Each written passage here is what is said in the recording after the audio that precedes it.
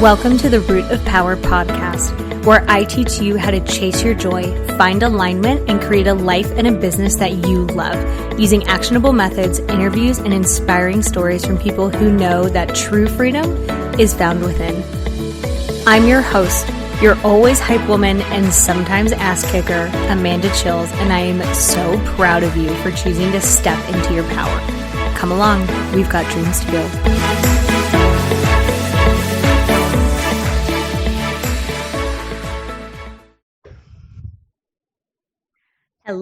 Hello. Welcome back to Le Podcast. I have got a first on the show, a career change coach. Emmy helps you navigate when you just don't like your job and you want a new one, or you want a new career, or you're really not sure where to start. And I have so many people with that. So I am so glad that you were here. She's based out of Australia, but she works with anyone that wants to work with her and who has good taste, which is why they're working with her, obviously. So welcome. Hi. Thank you. Thank you so much for having me. This is awesome. Can't wait.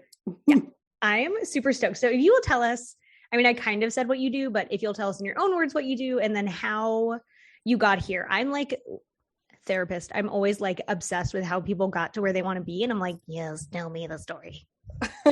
Happy to. So my name is Emmy. I've been working as a career coach now since 2013. Actually expats as well as people in career transition, because I'm an expat myself, which I'm sure we'll get into in a little bit. Yes. But essentially what I do is I help people, especially mid-career people who are kind of mid-30s to late 40s, who are like, dang it, I've done this for a long time. The joy has gone out of it. I don't really know how to find my groove. I talk a lot about professional flow, and I'm sure we'll dive into that later. But professional flow is essentially when you feel good and enjoy what you do, and allow that to change throughout your career, which I think is really important, because let's face it, I certainly am not working with what I first did at uni. And I think a lot of your listeners probably have taken weird and wonderful paths as well. So basically I help people make sense of that now, create a plan, and get moving. Oh, how did you get into this work? Well, I've always really loved like understanding people. And when I went to uni, I was kind of choosing between psychology type subjects or going into more like societal stuff. So I actually ended up studying political science and international relations. So more, I guess, of how groups of people behave. Mm-hmm. And, did a lot of traveling. I grew up in Sweden, moved countries, actually lived over in the States for a while in San Francisco, which was great. And my professional journey just kept taking me through roles that involved a lot around people. So I worked for a long time in sales and marketing. And what got me into career coaching specifically was that I was fed up with my work. I was in a really cutthroat sales role at the time. And I was like, this just ain't my groove. Yeah. And I started looking for a career coach for me. And I actually found a school here in Australia who trained coaches. And I was like, wow, you can work as a coach and help other people make sense of stuff. Best job ever. Yeah, I know, right? So I started my studies in 2012, started working as a coach in 2013, and have mixed and matched over the years, working in corporate as well as coaching. But now I'm full-time coaching, and it's my jam. I love it. And you just stepped into coaching full-time, right? Like recently? Yeah, fairly recently. I have had the great fortune of working in, like I said, in marketing, which is my other passion. And I really enjoyed it. But I got to a stage where I'm like, look, I've been doing this for over 10 years now. And a lot of my clients actually end up in this exact situation. Mm-hmm. I've been doing X for 10 plus years. Yeah. And it's just not fun anymore. I'm pretty good at it, but it's not that fun. And so coaching has always been there. I've been coaching people, like I said, for a long time now. And my partner and I made the call. He's like, why don't you just do the thing you love instead? Why don't you just do that? Good idea. That's what I'm doing. I know, right? You're so smart. He's awesome. I love that. So I get kind of a mix of like young people, young 20s, maybe just starting college, who are like, I don't know how to even figure out what I want to do. And then I get a mix of people who are like, I either hate my job and I had to take it because it pays the bills and it is what it is, or I hate my work environment. Like I really like my job, but I hate the environment that I work in. and I don't know what to do. I mean, I always think people know what to do. Like if I ask them a question, they always have an answer.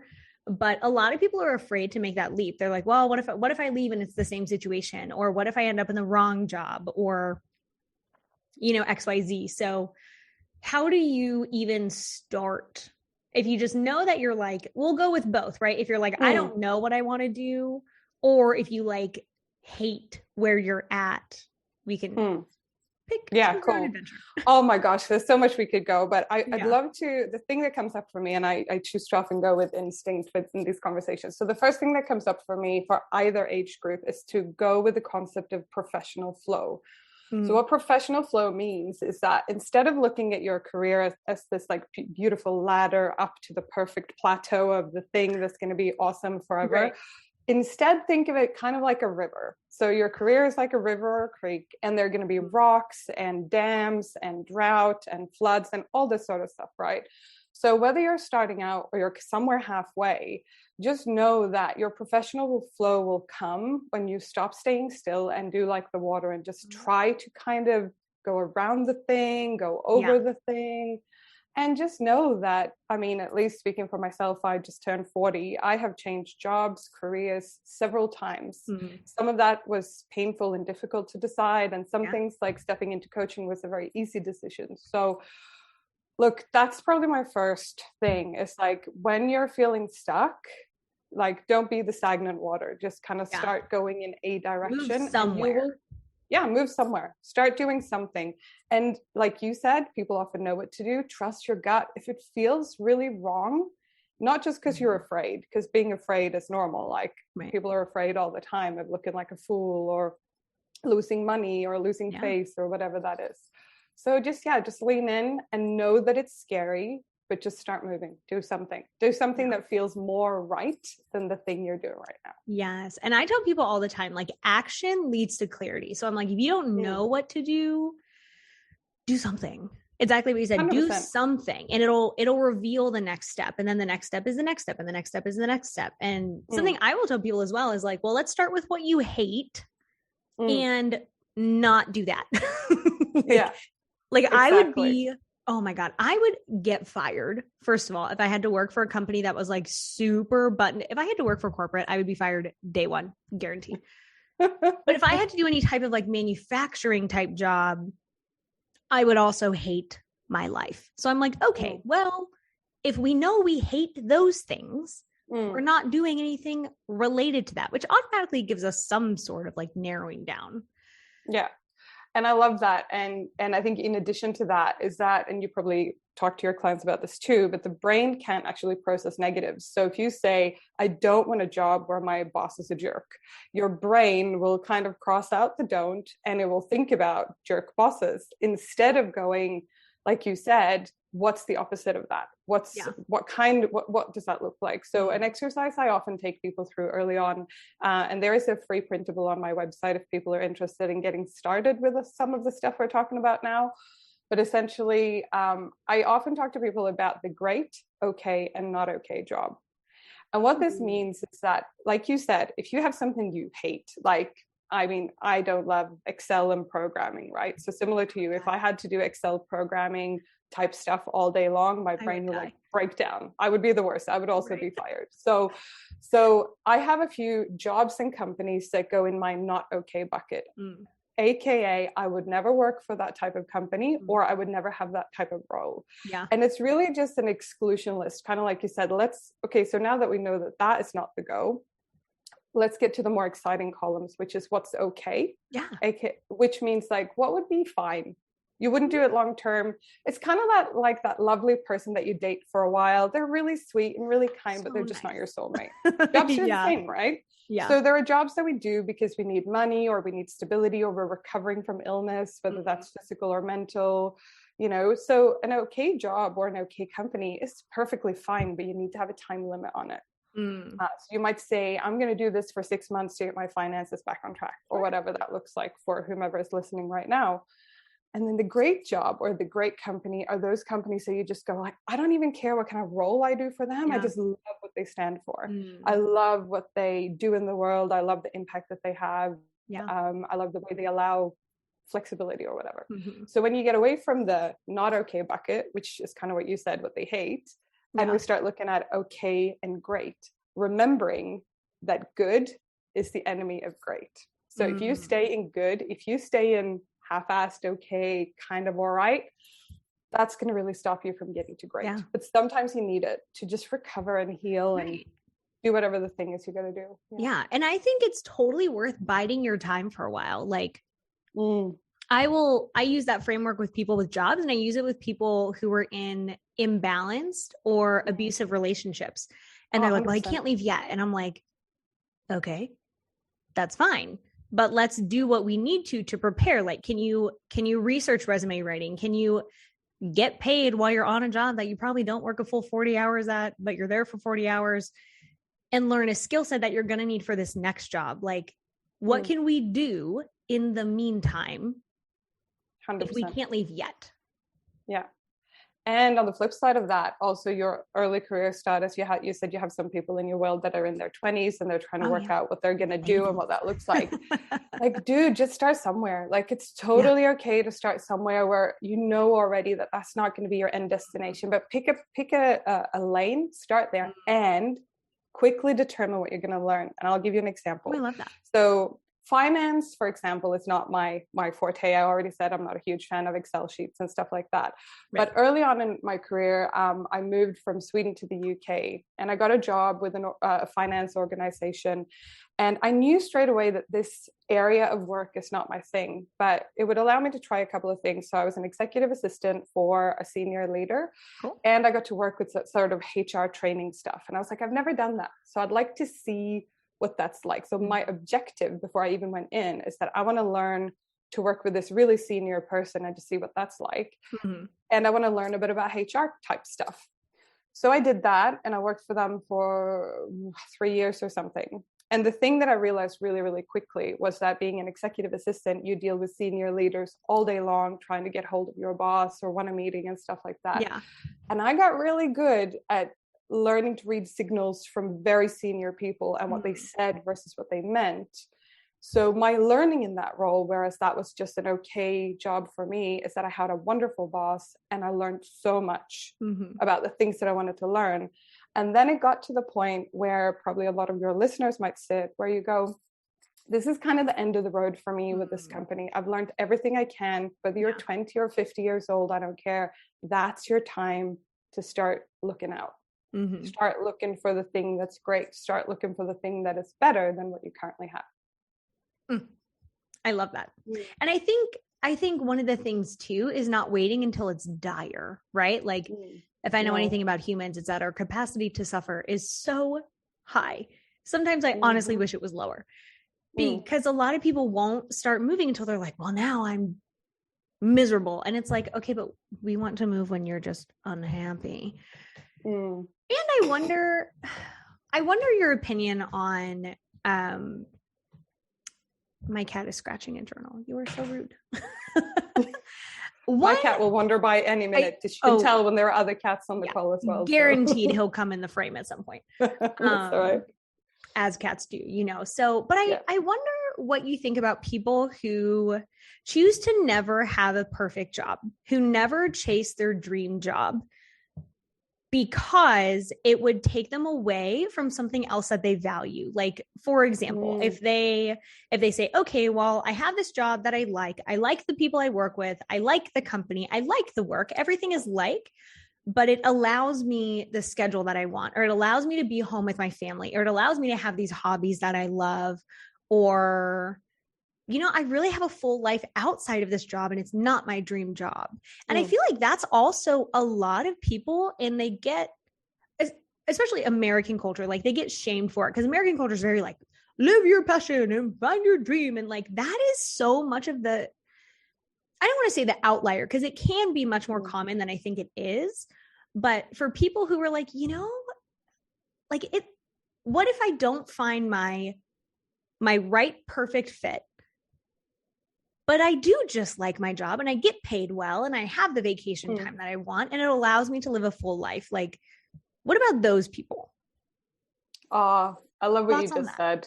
So 100%. So when you and I spoke the other week about this wonderful podcast, we got onto values. And I think that aligns perfectly with what you say. So quite often people will say to me, Emmy, what are my professional values versus my personal values? And I'm like, you only have one set of values They're per the person. same, friend. Now they can change and evolve. For example, someone who becomes a parent can start valuing family a lot more, examples, etc. Sure. But for most people, we end up with anywhere between 3 and kind of 7 core values. And a big part of my work, and what I would advise your listeners to do, is to unpack and get curious about their values, and to not have like 50,000 values, but go, well, what are the things that are the most important?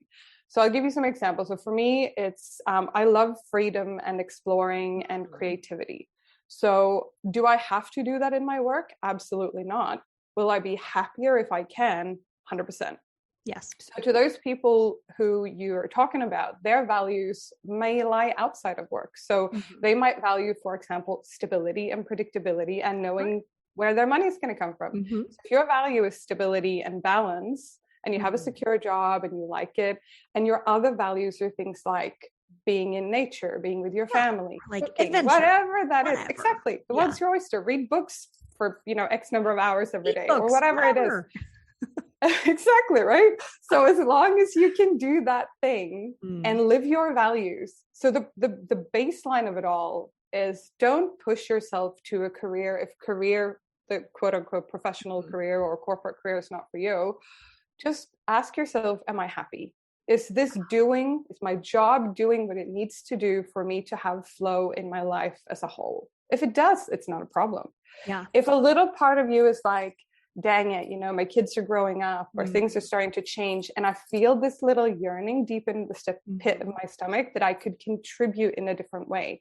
Now, contribution is not necessarily just your job. Yay! You're so good. Contribution is things like, is there a charity? Is there a cause you're passionate about? Is there something that you want to give your time and energy and effort to, whether that's a paid thing or not? And as long as you get to do the things that light you up, you don't have to chase a big career. And this is empowering as well, by the way, for the young ones in their 20s too, because rather than, Australia is a bit similar to you guys, it's like you're meant to kind of know when you're 15 and you pick your subjects and blah, blah, blah. And I'm like, I think back about my 15-year-old self, and I wanted to work in childcare for a while. And I'm very happily child-free. So I don't know how at the age of 15, I thought childcare was my calling. But you also have to ask to go to the bathroom at that age. So if I have to raise my hand to go pee and you want me to choose a job, like, we have a problem. Yeah. No, we have a problem. It's a bit like that.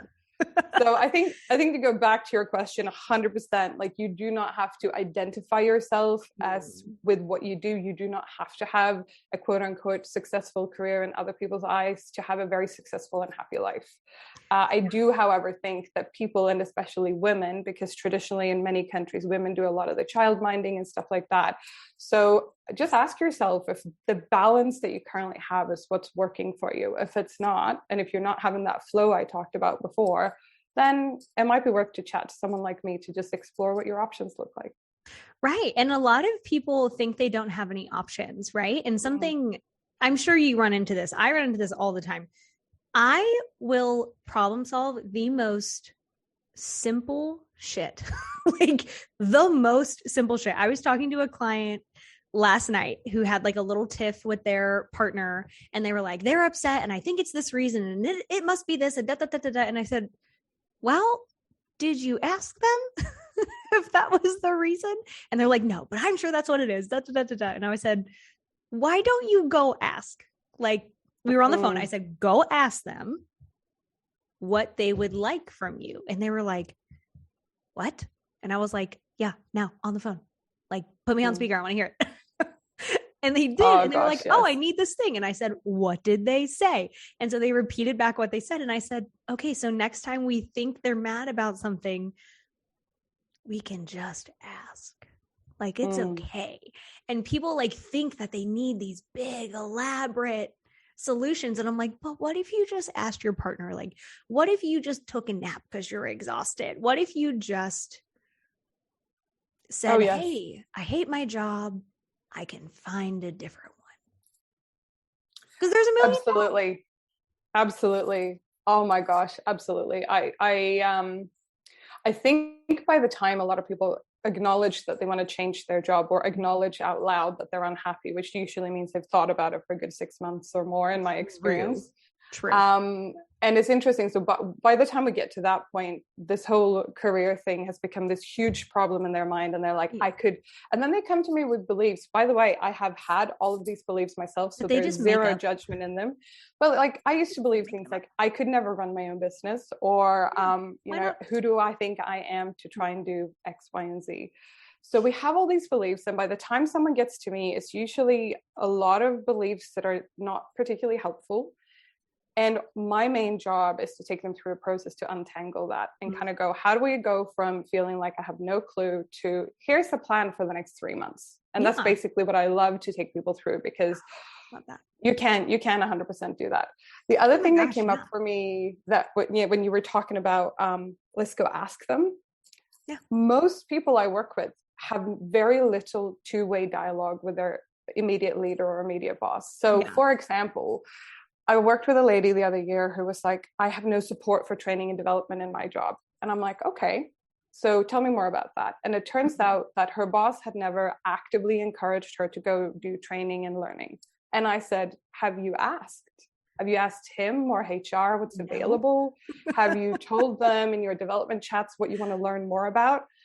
And she was like, no, well, it's their job as my employer to tell me what's available. And I said, well, yes, kind of. They have, in some countries, there is a legal kind of, you know, you do need to kind of talk about these things in performance reviews. But generally speaking, you're kind of responsible for your own boat on that professional flow river. So you can't just wait for people to come and open up the locks for you or come and do the thing. Sometimes you just got to ask. Right. And a lot of people as well, by the way, when they come to a point where they say, I hate my job, I often ask them, what have you done to this point? Or what have you tried to this point? And very often it's like one chat with one leader, or they've just assumed that this annoying colleague who takes over all the time, or they have to clean up after them all the time. Rather than getting to the root of the problem, they feel like they don't want to deal with it. So instead they've wasted most likely 6 to 12 months being mad at someone. That whole thing about, you know, wanting your enemy to die, you know, but you eat the poison. I can't remember the saying. You know the one that I mean? No. Okay. Anyway, it's that whole thing about like, you know, you're sitting there stewing and being angry, but they have no clue that you're stewing and being angry. Yeah. So you're basically somebody will tell us what it is. Yeah, exactly. So anyway, I see that all the time. And it's not that I want to put any blame on people who haven't tried hard enough, because sometimes you have. Sure. But sometimes you also got to dig where you stand. Sometimes you can get a promotion or a different role, or if you start a conversation where you already are, there might be opportunities that you have no clue about because you never told anyone you wanted anything else. So they don't know that. And sometimes it's just boundaries. Like if you're always cleaning up after a coworker and you're always taking on their extra work, stop doing that. Yeah. And then bing, bang, boom, you're suddenly not doing that anymore. If they always call you in because you always say yes, whose fault is that? Absolutely. Like, you're allowed, you know, a lot of it seems to be boundaries work. And you're right. Like if you're like, well, I talked to them once. Great. Let's talk to them again.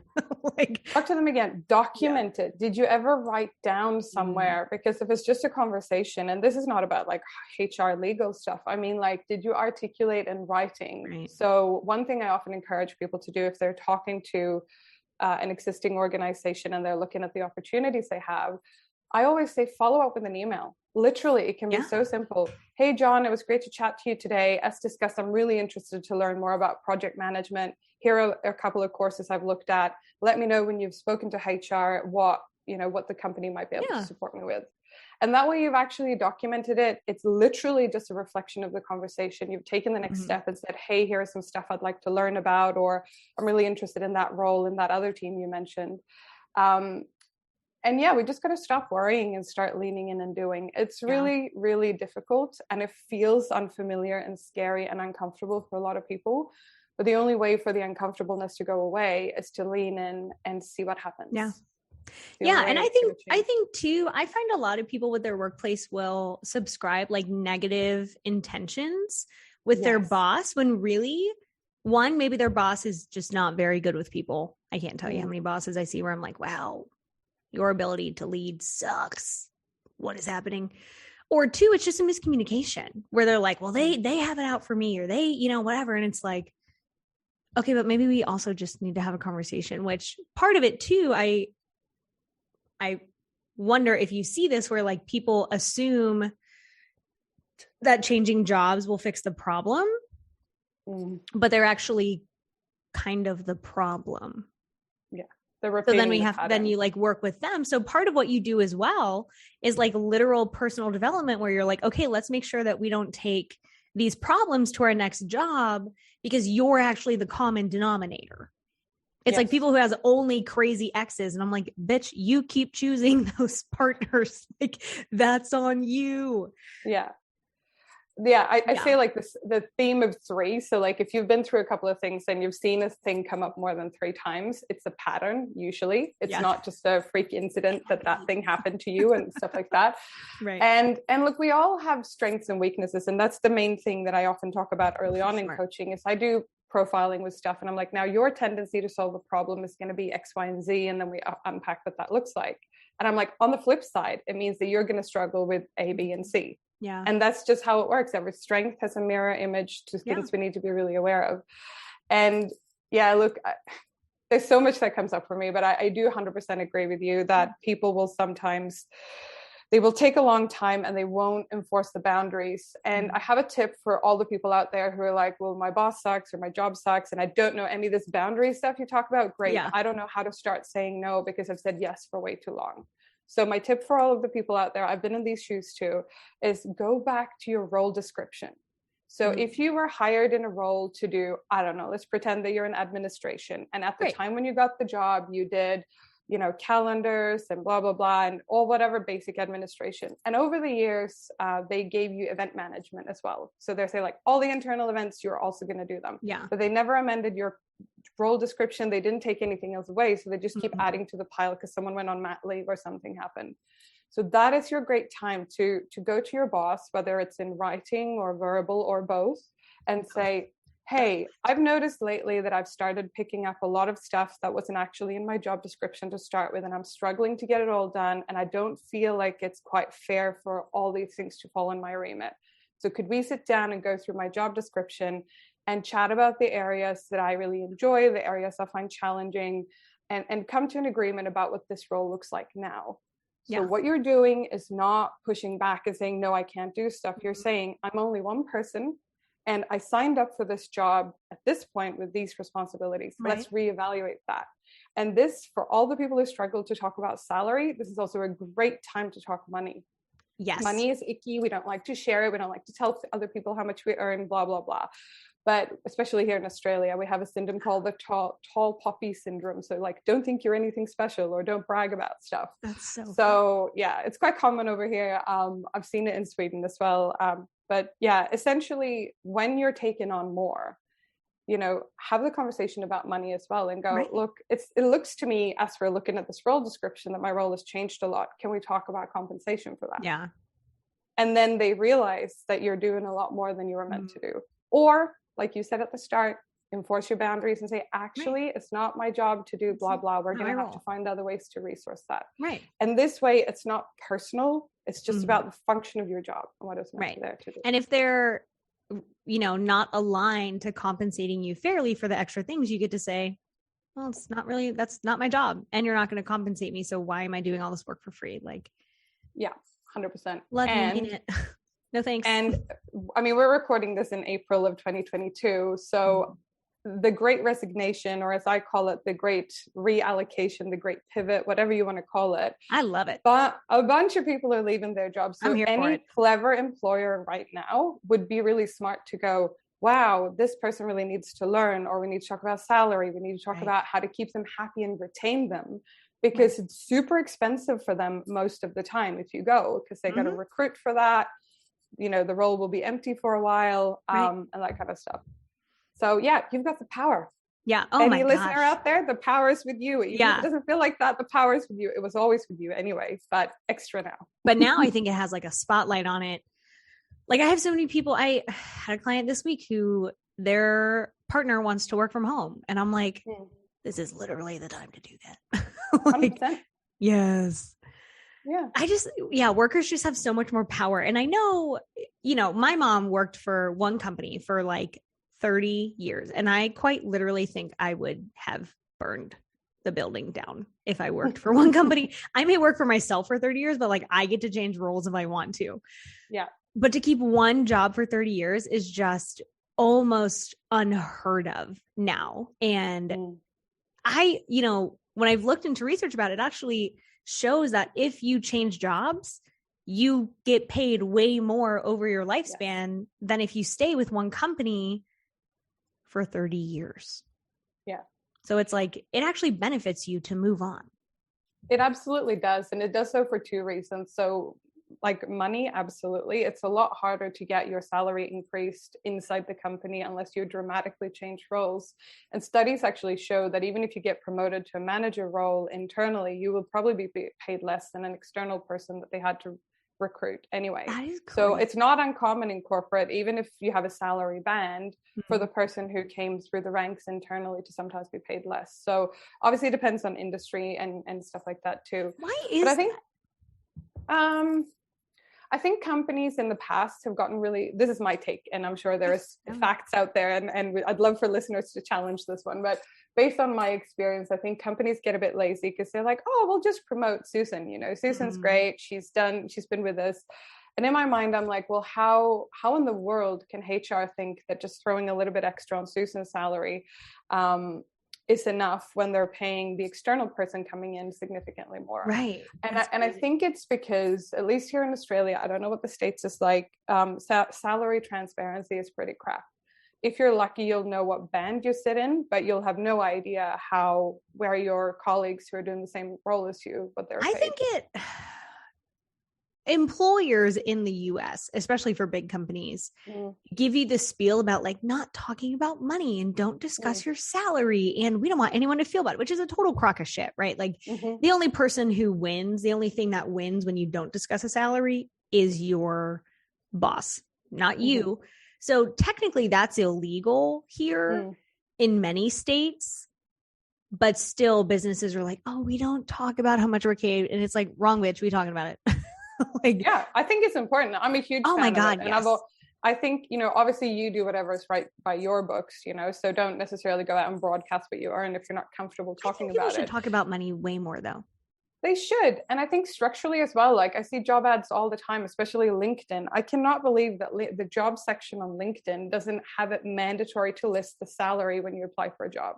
How can that not be mandatory? Yeah. Like, how should I know if this job is right for me if I don't know what the salary band is? Right. Especially with flexible working and international stuff, because every country is a little bit different. But nowadays, technically, I could work for a US company. It wouldn't be a problem at all if I worked from home.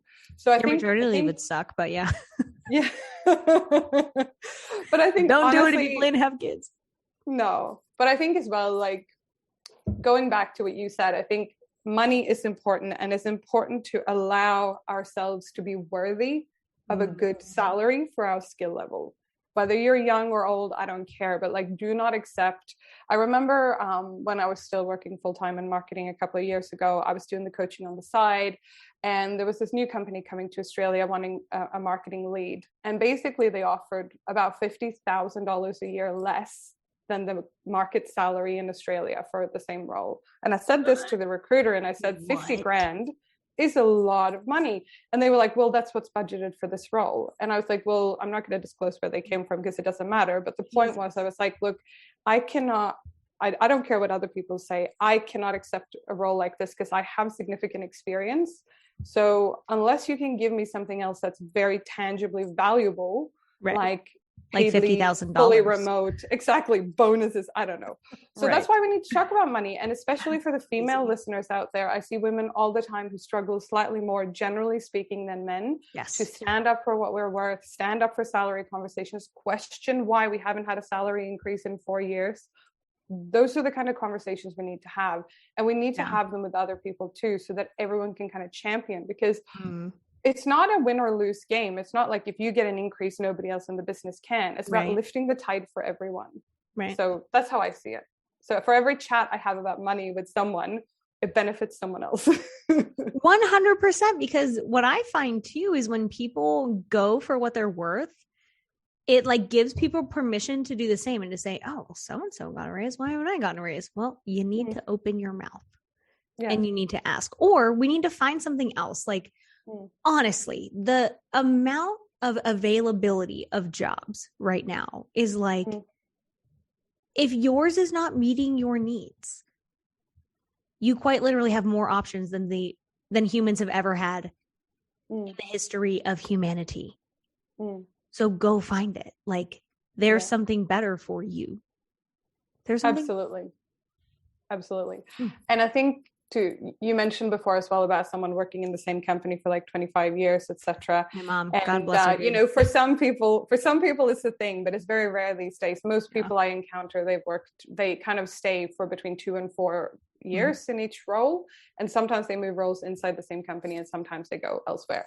But the benefit of going elsewhere is to, first of all, get over that little voice in your head going, it's not perfectly planned. I don't know how it's going to be. What if my new boss is worse?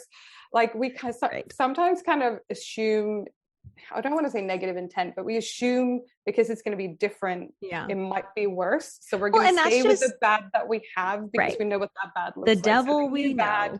Yeah. So, but the thing about changing is that, you know, I think it was Richard Branson who said, which I really love. So he said, you know, whenever I'm faced with a decision, he said something like, I think about like, what's the worst that can happen? You know, and he thought out all like the absolute worst case scenario.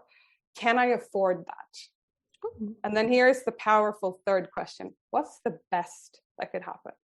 What is the best that could happen if I quit this job or leaned in, you know? What could open up? And we forget about that because we're like, I'm going to manage all the crap that could happen instead of going, okay, it's good to have awareness around that and the finances and all the practicalities.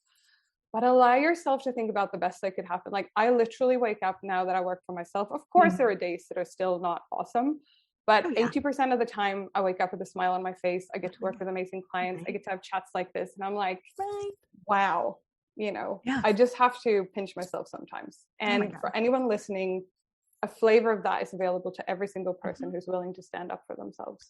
And it can be hard to get started. So that's why you might need an Amanda or an Emmy or somebody else in your life. Somebody, right? If you hate us, find somebody that you like. Find someone else. Talk to someone. I actually love to take people through like doomsday scenarios. So one of my favorite things to do, especially with like clients with high anxiety, is I'll say, well, what's the worst thing that happens? And they're like, whoa, this thing. Wow. And I say, okay, well, first of all, is that likely? Is it likely that if you take your baby on a picnic, a deer is going to come eat it? Like, no. So I'm sure there's a stat on that somewhere, but I would say it's pretty low. They're going to say, well, there's some deer somewhere with rabies. And I'm going to be like, okay, let's come back to reality. Like, in reality, what's the worst thing that can happen? And they're like, oh, this, you know, thing. And I say, okay, then what? They say, well, then I would have to do this. And I say, great, then what? Well, then I would have to do this. Like the job thing, right? If I say, okay, well, you take a job, you think it's going to be great. And turns out it's a total fucking dumpster fire. It's a dumpster fire. Your boss is actually a mob boss and you work for the freaking cartel. Like, what happens then? And they're like, well, then I would have to find a new job. Yes. Okay, great. How do we do that? Well, I guess I would have to, and they always answer in that way, right? Like, well, I guess I would have to like get on Indeed and look for a new job. But I'm like, okay, great. Then what? Well, like, I would just get a new job. Cool. So your literal worst case scenario is totally problem solvable. Yeah.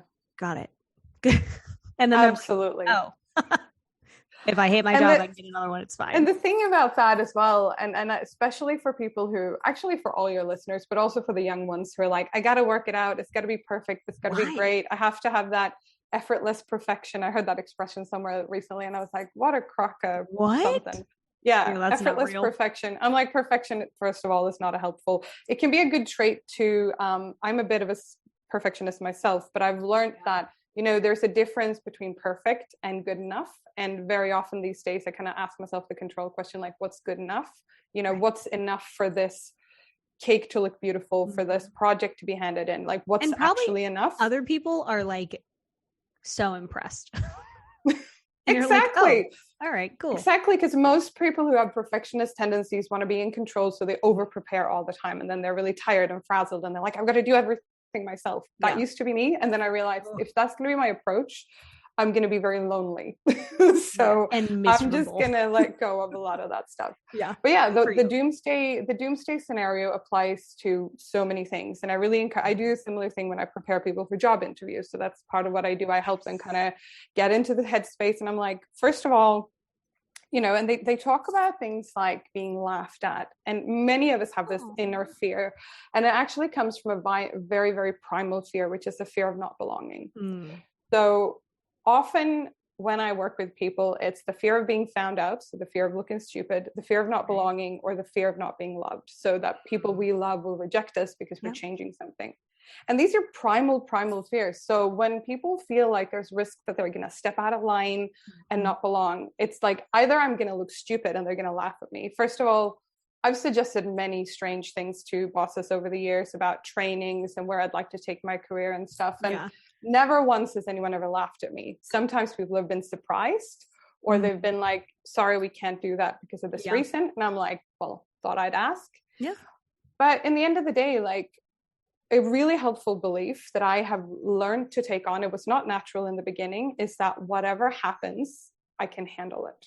Whatever my career, my life, my whatever throws at me, I can handle it with help.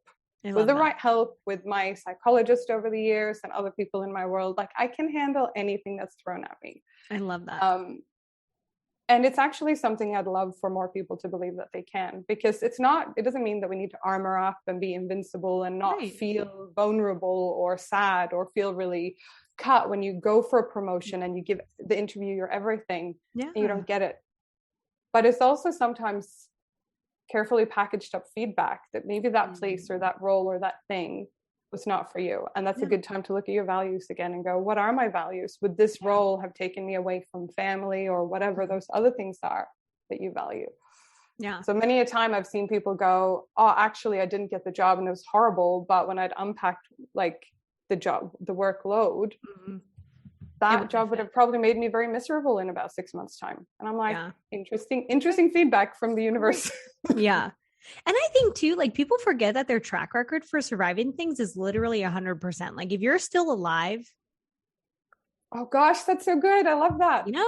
Your track record is literally flawless. You have survived things. If you're an adult that I promise you, did not think you would survive. And yet, here you are. So you will survive that job getting turned down, this job that you hate. Like, as long as you don't literally die about it, you're going to get through it. Now, you may get through it with some scars and with some alcohol, but like, your track record's still 100%. And people forget that. They're like, I'll never get through this. And I'm like, well, you ain't dead yet. So. Absolutely. I think that is so powerful. I think one thing to add on to it for the people who are like, yeah, well, Emmy, you still haven't told me what the heck to do about that job that I hate. I want to give people a little tool that I call the three-legged stool. And if you're listening and you're like, everything is crap at my job, I want you to think about it from these three different legs of the stool. So the first one being, are you good at the thing that you do? And I don't mean like, you don't have to be perfect at everything. But for example, when I used to do event management, I was really good at event management, but the other legs of the stool didn't really work for me. So the first one is the thing that you do something you're naturally good at and actually enjoy? Which leads into the second leg of it, which is it fun or enjoyable most of the time? So are you enjoying your time with your colleagues, clients, whatever it is that you do? So, and the third one is there enough challenge? And I mean healthy challenge. So for anyone out there, like, there's a difference between what I call injury pain, which is to continue to run on an injured foot, versus challenge pain, which helps us grow muscle, basically. So first ask yourself, is it something you're good at? Is it fun and enjoyable? And finally, are you getting the right type of challenge? And very often when clients come to me, that three-legged stool is really lopsided because it's just challenge and no fun, or they're really good at it, but they're not enjoying it anymore, or a flavor thereof. I love So that. that's a really great place to start. I love talking to people because the way that like people make frameworks is so unique. Is so unique. Like I've never thought about frameworks as a three-legged stool. But I love that. Because you're like, you want to be able to sit on the stool. And if one of the legs is wonky, or if you don't have one of the legs, you ain't sitting on the stool. So ideally, all three and if are it's working. wonky, like you can sit wonky, like we talked about good and great, right? A great stool is balanced, so you can sit on it and, you know, not fall off it. But it's fine for things to be unbalanced for short periods of time. But if it gets wonkier and wonkier, then you need to kind of go, actually, this challenge, this painful challenge level is not going to stop. So I'm going to have that chat with my boss about my role description and blah, blah, blah, or I'm going to have to go. Yeah. Or maybe you run both strategies at the same time. You start looking for another job and you chat to your boss at the same time. It's not one or the other. I love that one of your legs is fun. I cannot tell you how many people I talk to who like really do not think that fun is ever a priority once you become an adult. And it is so heartbreaking to me. So like people, I get, because I do the work that I do, people are like, well, how did you know? Like, how do you know your purpose? How do you find it? And I tell everyone, like, my goal in life is to have a great fucking time. That's literally it.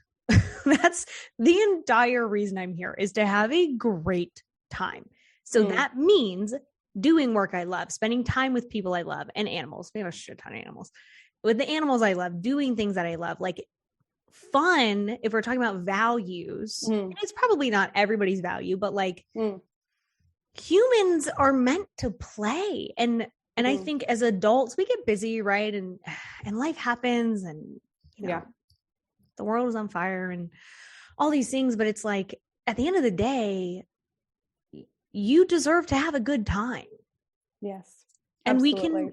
there are jobs that fit that, and there are partners that fit that, and there are homes that fit that. And they're like, I wonder too, if you find a lot of people come to you wanting to change their job and they end up making all these other like really amazing, more aligned choices, because they like, I always say there's like 1,000 doors to the room of growth. So it doesn't really matter where people enter, like enter through your job or your partner or, you know, whatever. It's still growth. So I would bet people that come to work with you also make all these other like really cool, amazing, more aligned choices. And you're just like, yes. Oh God. Yes, absolutely. And that's the thing. So I guess some career coaches out there, they specifically work on like aligning your job situation. But I think for me, the main transformation is, like I said before about values, you don't have separate values at work and in life. Right. You know, you are one whole person everywhere. And the more of that you can bring to work, the happier and the more aligned you'll be. But absolutely, when people know what their values are, when they know what their strengths are, they start looking at things. And I work frequently with people, both men and women, who are serious perfectionists and control freaks, self-proclaimed. Right. And we work through strategies of like, okay, so what's that look like at home? Well, I'm always tired because I always have to do everything. And then I do this work and then I get resentful. Yeah. So when we get to the bottom of a lot of those behaviors, when it's really usually most of the time, or at least it was for me personally, it's a way of covering up that you feel like you're not good enough, so you overcompensate. And when you stop hustling for worthiness in your workplace and at home, oh my gosh, like you have all this energy back, and you know, I mean, my partner knows that I have these tendencies, so he will, like, with my permission, he's like, you're doing that thing again where you're like da-da-da and over preparing, and like I would like, and he's like literally takes a spatula out of my hand, he's like, I'm cooking dinner tonight, go sit down. Because I'm doing the thing. And even though I know all this stuff, and like you say, there are many doors to personal development. Like, even though I know all this stuff, I still relapse. But I have people around me now who can call me on it and go, you're doing that thing again. and it's actually a huge part of the one-on-one work I do. Is actually, I call it the inner circle. And it's a way of cleaning out the crew around you as you go through your transition and change. Specifically, we have a whole chapter about the bench, which is, to use a sports metaphor, who in your life do you love, but you don't need them to play this match. You don't need their opinion or their advice right now, because they're not going to be able to be helpful and constructive. And if they can't be helpful and constructive, they go on the bench for a few months. I know, right? Liberating. Damn. I love it. It's one of my favorite tools. What? And that permission to oneself to go like, I love, hypothetically, whatever, if you have a parent that's really dominant in your life, and especially for the young ones out there, if your parents have been in your ear about you should be doing this, you should be doing that, the one thing to ask yourself is the result that person has in their life what you want for you? Great question. If it's not, they're not the best advisor right now, which means they can go on the bench. You don't have to tell them. You can still love them. You don't have to listen to them. I love it. I just love you. Likewise. I just love you. Like, yes. You say so many things that are in my brain, and I love them. Right. Like, if people's advice is not right for you, even if it's objectively good, then it's the wrong advice. Like, I was redoing an office building, and the man that lent us the money is like a multi-millionaire real estate. Like, he knows what he's doing. Okay. He has the multi-million dollars to prove it, and the multi-million dollar real estate portfolio to prove it. He's not a stupid man. And I was telling him what I wanted to do. And I said, I'm going to make it really beautiful. We're going to paint, we're going to decorate this way. And he said, you shouldn't do any of those things. You should do the bare minimum, because renters are super hard on your stuff. And I was like, you are a very smart man, and I am not going to follow that advice. I'm just not going to. Yeah. Look, another way of thinking about that exact thing, and it's important, again, it comes back to boundaries. I think so many things in life comes back to boundaries. And benching is a boundary. To say, thanks for your advice, but no. Yeah. Here's another way of thinking about that. At least I grew up in Sweden where it was very cold. So we had to wear a lot of layers. So what I often say to people about advice, it's like a really itchy knitted sweater. So if someone gives you an itchy knitted sweater that you hate and you don't want to wear, you can still say thank you and never wear it. Right. You can say metaphorical, thank you for the advice of what I should do with my career in life. I will put that in the bin to go to the op shop, because I can tell, I can tell that you mean well, but either it's not useful for me right now, or you simply don't quite understand what I'm trying to do. Sure. And maybe I didn't explain it well enough, but I also, and this is the hustle thing, I don't need your permission to do the thing that I want to do. Especially with dominant people in your life. If you have a dominant, like a partner or a family member or a friend who like loves telling you what to do, to tell them thanks, but I'm going to do it anyway. Yeah. Is actually, thank you so much, very empowering. Yeah. My family makes fun of me. Remember, they say that because they love you. They love you, and they really don't want you to screw up. And they want to help. If you do the thing, you're going to be sad. Yeah. Which is wonderful. Like, genuinely, thank you for trying to help.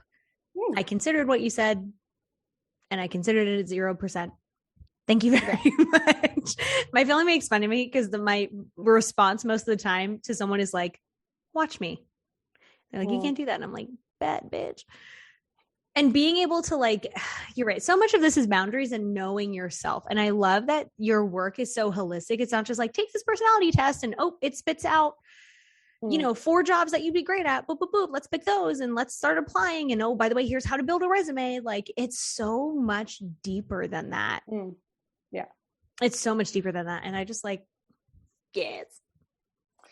And thank you. And because I think, I often hear people talk about the midlife crisis or the mid-career crisis. And I think a lot of people, when they get to between 35 and 45, especially if you've worked since your early 20s or late teens even, at that point, you've probably gotten to know yourself a lot. And the reason you're having a quote unquote crisis or stuff coming up is because you haven't listened to all the signals and you don't have a framework to put them in to make sense of them.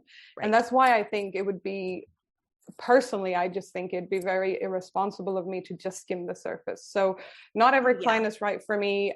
Usually people who come and work with me are people who are really interested in personal development, or really interested to have a more holistic view, that we're not just going to talk about work. Like if we talk, similar to you, I ask a lot of clarifying questions. It's a lot about digging deeper and go, when did you decide that that was true? Oh, my boss said this and this. And I'm like, interesting. Why do you think that triggered you so much?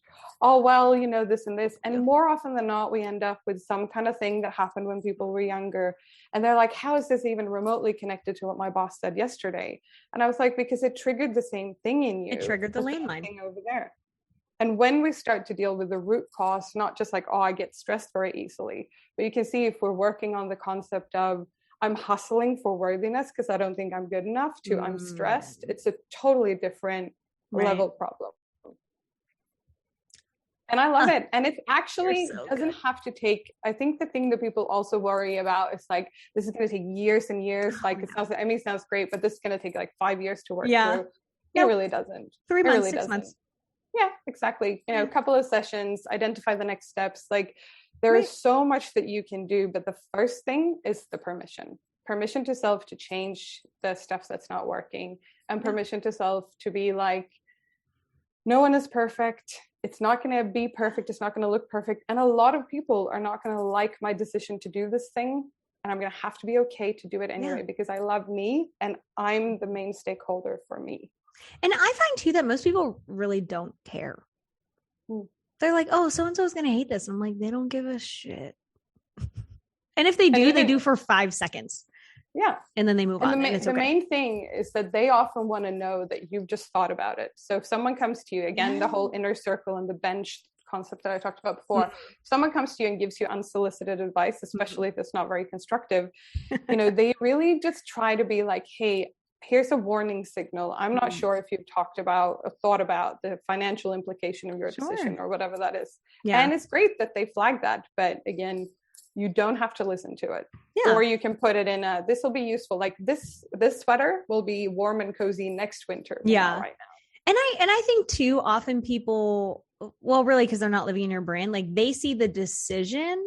They don't see like the input that goes behind it. So like I went to the beach over the weekend for a concert, and I had planned it out. Like I was like, okay, I'm going to go to this concert, looked at the dates for the band, and then decided where I was going to go. And I had a client that was like, you're so spontaneous. And I was like, I booked that trip a month ago.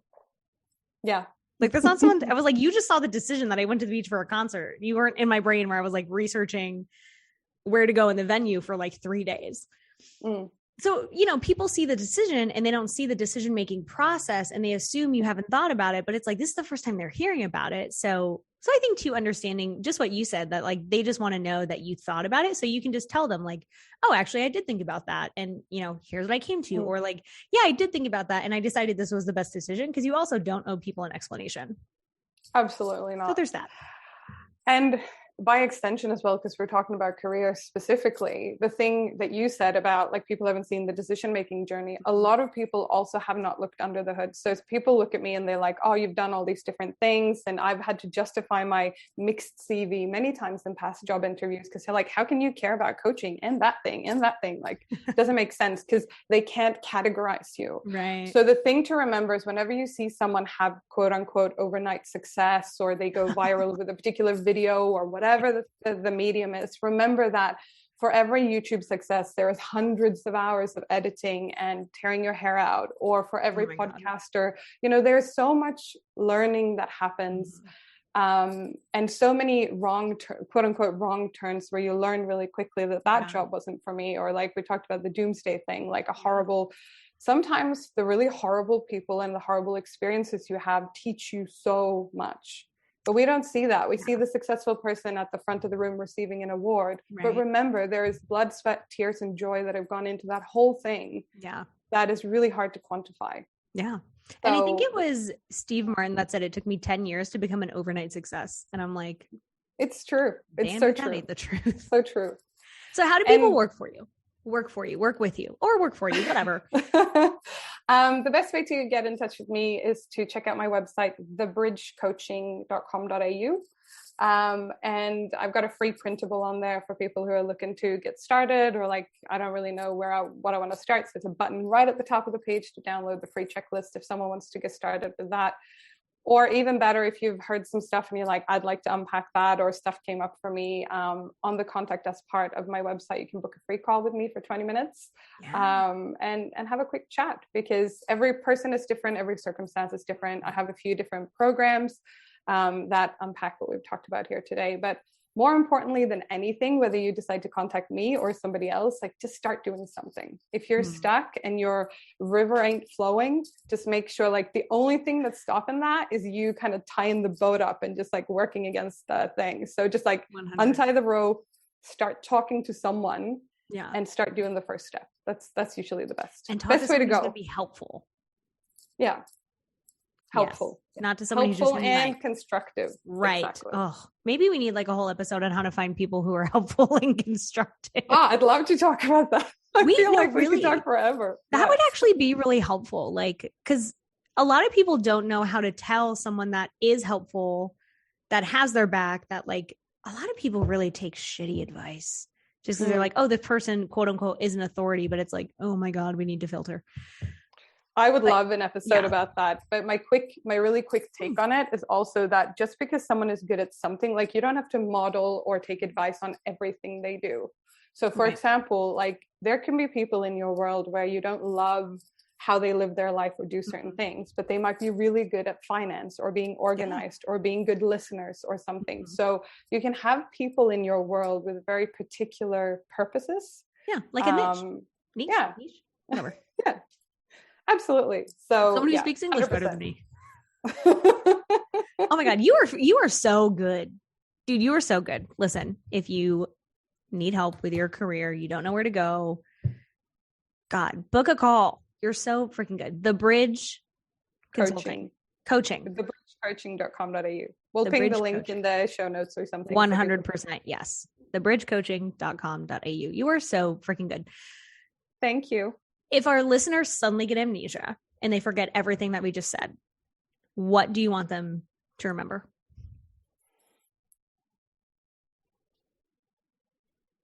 Let your career be a valuable part of you, who you are, but not everything you are. You're just so good. We just love you. Likewise, this has been magic. Thank you so much for having me. Hearts, just hearts. And imagine me doing the heart eye emoji. Oh, you're so good. Okay, how do I stop this thing?